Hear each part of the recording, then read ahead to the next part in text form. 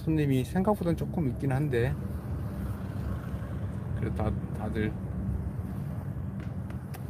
어려운 상황이네요. 자, 이제 우리는 이제 올라가야 되는데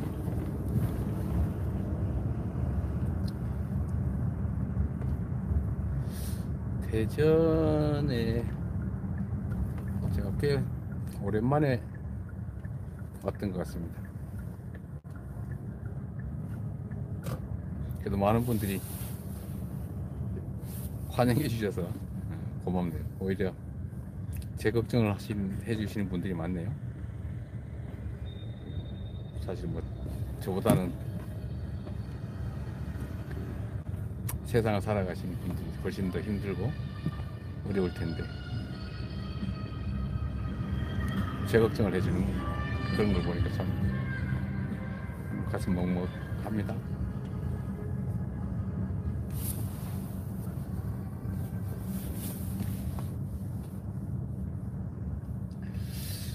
벌써 겨울이 된 것 같네요.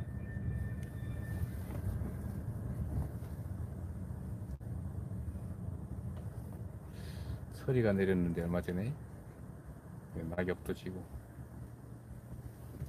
다시 이제 긴 겨울을 우리가 준비를 해야 될 것 같습니다. 근데 원래 겨울에 새싹이 준비된다고 그러죠.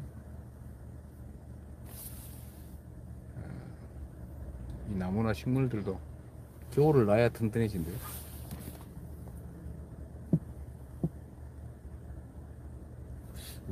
우리 인간들도 그렇겠죠. 참 아까 내 R&D 얘기를 하다 말았는데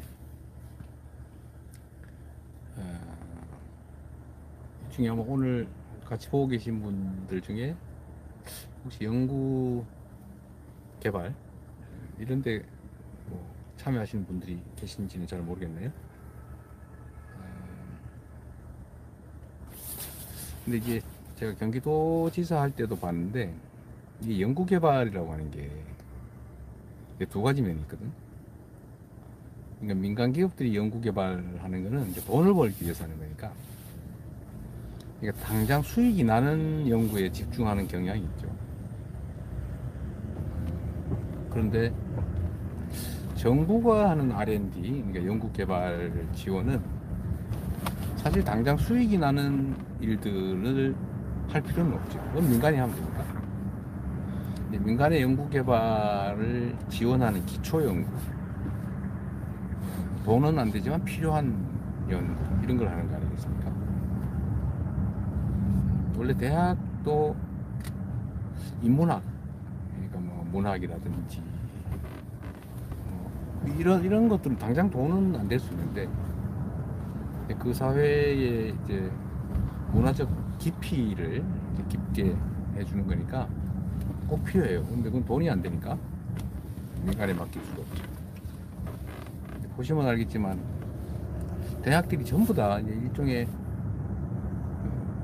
취업 학원처럼 변해가잖아요. 당장 쓸 수 있는 기술 능력을 배우는 그런 공간으로 바뀌고 있는데 R&D에 관계된 것도 생각을 잘못하면 뭐 당장 돈도 안 되는 걸 왜 아까운 세금 들여서 쓰는 거지? 이런 생각을 할 수 있죠. 당장의 성과가 안 나니까. 그건 정말 위험한 생각이에요. 우리나라가 지금 옛날에는 다른 나라의 기술을 베껴가지고 그걸로 먹고 사는 때가 있었지 않습니까? 근데 그 다른 나라를 베껴서 성장하는 그런 사회, 소위 추격형이라고 그러죠. 다른 데가 먼저 나간 데를 이제 뒤쫓아가는. 근데 우리는 이제 선진국 문턱에 들어왔기 때문에 소위 선도형으로 바뀌어야 돼요. 그러니까 남들이 내놓은 길을 잘 가는 게 아니고 남들이 가지 않은 길을 먼저 개척해서 가야 되는 그런 선도형 국가로 바뀌어야 됩니다. 여러 영역의 선도가 필요하지만 그 중에서도 경제에 관계된 부분은 연구개발이죠. 과학기술 능력. 이 과학기술 역량을 키우려면 결국 정부에서 당장은 돈이 안 되더라도 이 기초를 든든하게 하는 그런 연구 개발을 많이 해줘야 됩니다. 근데 이게 예산을 집행하거나 정책을 만드는 관료, 공무원들 입장에서 보면 혹시 예산을 지원했는데 열심히 안 하거나 혹시 딴 데 돈을 쓰지 않을까? 이런 의심들을 하게 되죠. 그래서 통제를 쉽게 하기 위해서 뭔 계획을 자세하게 써내길 바라고, 돈 쓴 내용을 정확하게 기록하기를 바라고, 그리고 다음에 그런 거 잘 안 돼 있으면 이제 지원을 좀 줄이거나 이럴 수가 있는 거죠. 이렇게 하면 사실은 정말로 필요한 연구에 집중을 못하는 경향이 있습니다. 근데 공무원들이 보는 시각하고 정말로 이제 연구 개발 자체를 해야 되는 연구자들 입장이 많이 다른 거죠. 그래서 이게 이제 충돌이 발생하는데, 사실은 국가가 지원해서 하는 연구 개발은 없는 새로운 것들, 당장은 돈이 안 되거나 효과, 성과가 증명되지 않죠. 꼭 필요한 거, 이런 걸 하는 거기 때문에 실패라고 평가될 경우가 많아요. 이걸 가지고 당장 뭘 하자는 거냐? 근데 우리나라는 R&D 예산을 세계적으로 많이 하는 나라인데, 국가적으로 보면 공부를 많이 하는 나라인 거죠. 공부를 많이 하는 나라인데, 이상하게 정부가 출연해서 하는 연구 개발이 성공률이 너무 높다는 거예요. 근데 물론 성공을 많이 하면 좋죠. 진짜 성공이라 되는데 평가를 위한 성공을 하는 거예요. 그러니까 공무원들한테, 평가하는 기관한테 인정받기 위한 연구를 하는 거죠. 그러니까 진짜 필요한 연구를 못하는 경향이 있어요. 이게 오히려 문제인 거죠. 성공을 너무 많이 한다고 하는 것은 문제가 있는 거예요. 아까 우리 간담회 때 어떤 분이 비공개 간담회 때 하신 말씀인데, 뭐 성과가 많지 않으면 탈락을 시킵니다. 이런 제도를 운영하니까 단기 성과에 매달리게 돼요. 진짜 필요한 연구를 안 하는 거죠. 근데 오히려 이걸 반대로 잘하는 연구자들을 더 지원하는 그런 포지티브 방식, 이런 방식의 지원을 하는 게 국가 전체 입장에서 장기적으로 보면 훨씬 더 나은 거죠. 근데 검증이 잘 안 된다는 거예요. 그래서 이번 R&D 대규모 삭감의 배경에 사실은 연구 개발자들에 대한 불신, 이런 게 작동했을 수도 있습니다. 게으름을 피거나 혹시 예산을 낭비하지 않을까? 확실히 통제를 잘해야 되겠다. 이거는 이제 결국은 연구 개발자들을 기본적으로 선량한 열정을 가진 집단으로 보느냐, 아니면 좀 악의를 가진 의심스러운 집단으로 보느냐, 이 기본적인 시각이 있는 거죠. 근데 사실 믿어야 됩니다. 그리고 우리 대부분의 사람들은 선량하게 살잖아요. 규칙 지키고 자기 자신을 실현하고 필요한 일들을 제대로 해내고, 그리고 인정받고 싶고 자기 성취하고 싶어 하는 거예요. 이게 보통 사람들이고, 대체적인 사람들. 그 중에 이제 소수가 이제 일탈을 하죠. 근데 이 소수가 일탈한다고 해서 모두를 의심하면 안 됩니다. 사회적 비용이 너무 높아요. 믿어주고, 그 다음에 혹시 그 중에 문제가 있는 경우 그 부분만 가려내면 되죠.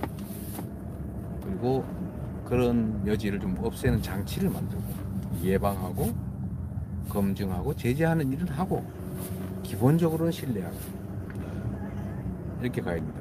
그게 이제 그야말로 그게 선진 사회죠. 그래서 이 선진 사회, 믿어주는 사회, 신뢰 사회, 이게 우리가 가야 될 길입니다. 근데 안타깝게 불신 사회가 되는 것 같아요. 다 의심하고 믿지 못하니까 통제 중심으로 가고, 사람의 선의를 믿기보다는 악의를 의심하는, 뭐 이런 걸 소위 후진 사회라고 하죠. 불신 사회. 우리 사회 전체의 분위기가 좀 과도하게 퇴행하는 것 같습니다. 진짜 선진국이 되려고 하면 국민의 자발적 역량을 믿어야 되거든요.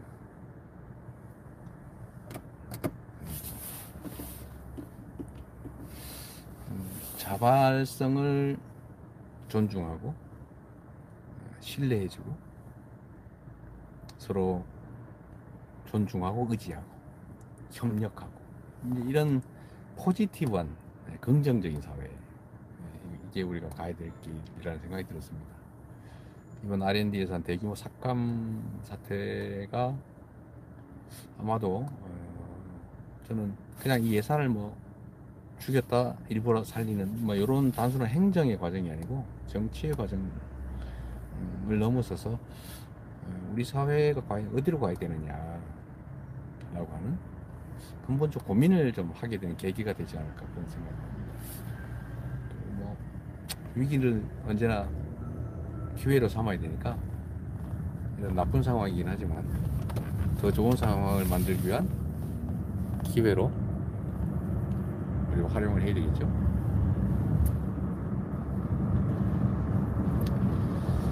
자, 이제는 방송을 중단하고 쉬면서 올라가야 되겠습니다. 자, 많은 분들 함께 해주시는데요, 감사드리고, 대전 충청 여기도 관심 많이 가져주세요.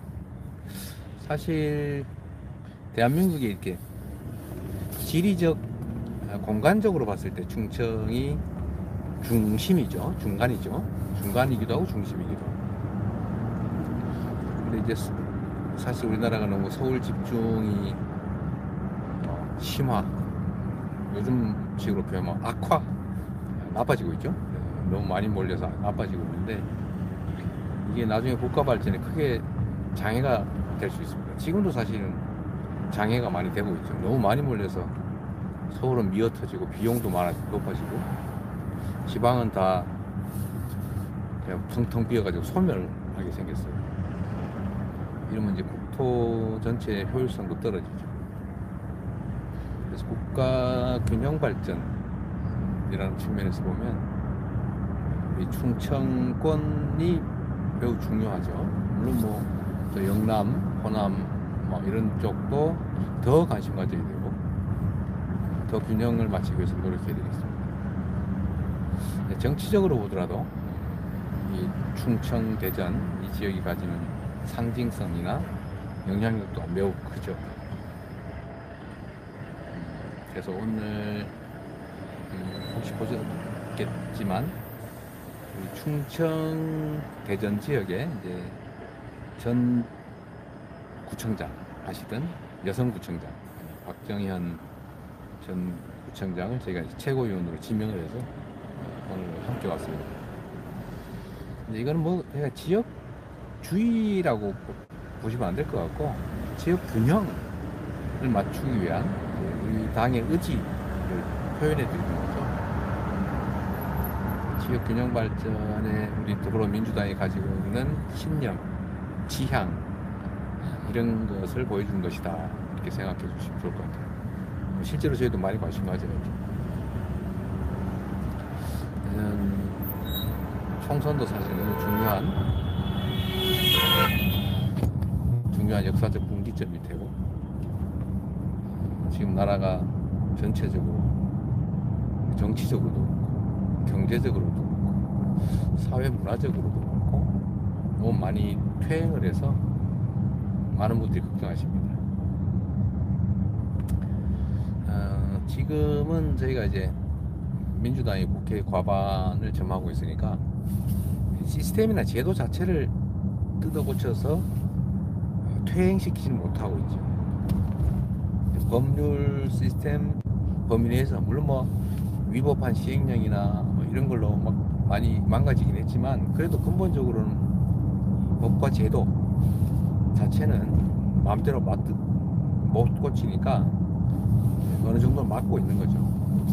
근데 만약에 이 시스템과 법, 제도 이런 것까지 마음대로 막 바꿀 수 있는 상황이 되면 아마 대한민국의 시스템까지 다 망가지지 않을까 그런 걱정이 듭니다. 그래서 내년 총선은 정말로 중요하고요. 민주당도 정말 반드시 한 석이라도 이겨서 우리가 일당 좀 더 목표를 높인다면 과반, 반드시 과반을 한 석이라도 더 얻어서 과반을 해야 됩니다. 이게 뭐 민주당을 위해서라기보다는 저는 우리 사회의 지금까지 성과 이런 걸 지켜내기 위해서라도 퇴행을 막기 위해서라도 반드시 필요하다 이렇게 생각하고 정말 절박하게 낮은 자세로 우리 국민들의 눈높이에 맞게 준비해 나갈 생각입니다. 너무 엄중한 상황이에요. 여러분께서도 같이 하시는 시청하시는 동지들께서도 같이 힘 모아 주시면 좋겠습니다.